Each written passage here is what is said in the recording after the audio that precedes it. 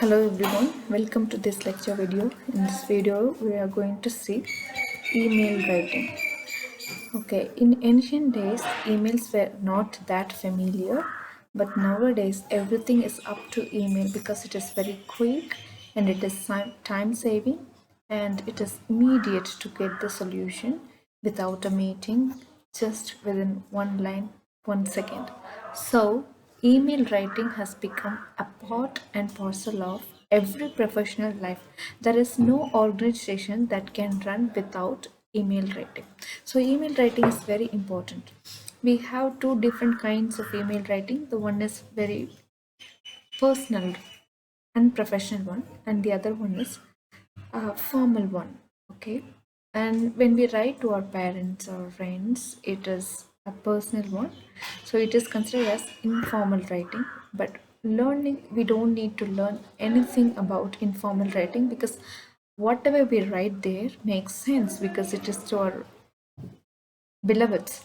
But when it comes to formal email writing, we have to learn certain things because when we address it to our professor or officials or higher authorities in our company, in our business, to our boss, so we should be very formal when we write the email. Take for example, if your workplace has a formal environment, use formal email writing. Certain companies, they accept informal email writing because they want to keep their environment very personal. They want to feel like everybody in the company as a family. So in that work culture, you can use semi-formal email writing. Observing the culture of your company, you can choose the form of email writing.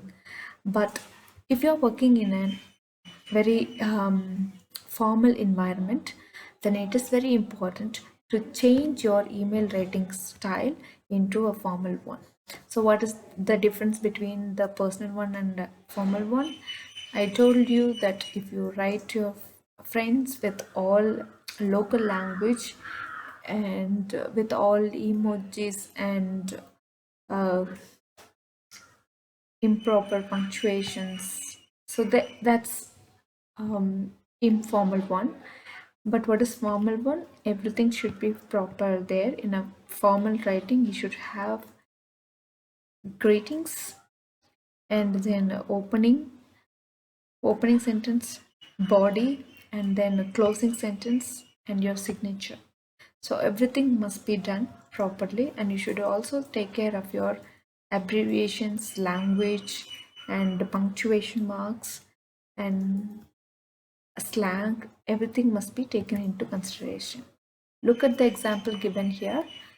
An example for formal email writing, formal language. The meeting is scheduled for December 5th at 9:30 a.m. All students must attend. Your project updates are needed. Okay, look at the informal one. Required meeting, December 5, 9:30. Updates needed, see it there. Okay, here, see it there, and emoticons and the language. So these are things that makes the email informal. So you have to take care of your language. Both statements share the same information, but both are not formal. Subject line, when it comes to subject line, you have to see the subject line is the first thing that the reader see in their box. So you have to be very clear with the subject line. At the same time, you should be formal. The more formal your email is, the more detailed your subject line should be. So be aware of making your subject line too long.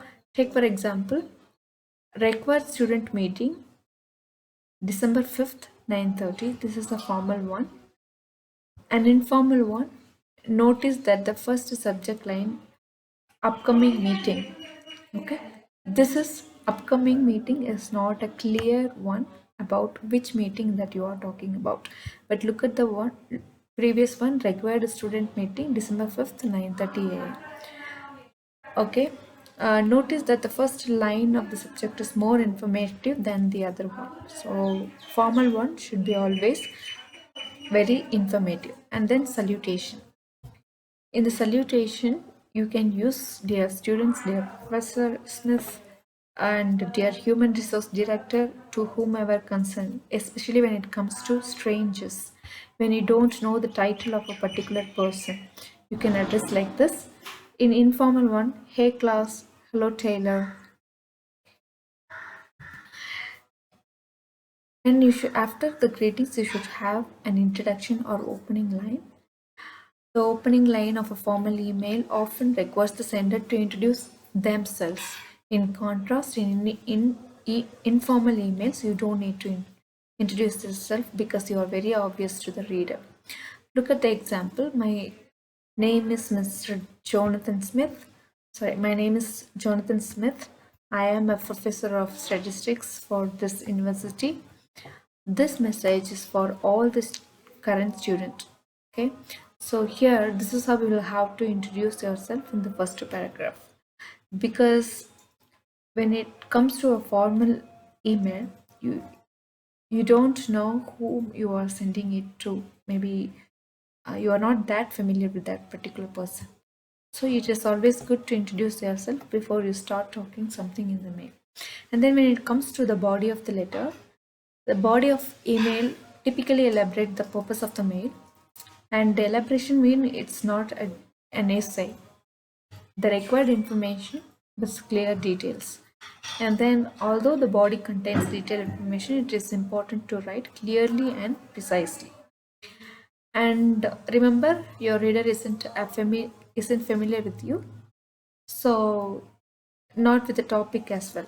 So you should explain the reader very clearly so that he cannot misunderstand the concept. And after the body of the letter, you have to have the closing line. In the closing line, okay, the last thing that you write in your email is the closing line. Okay, a good closing line should always remind the reader your full name, your contact information, your address, and everything. So look at this. Sincerely. So there are a lot of closing lines like this.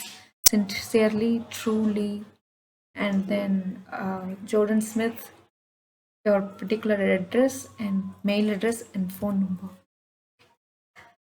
So this is how you write a formal email letter. If you have any doubt regarding writing formal email letter, you can always come back to me. Thank you for watching the video.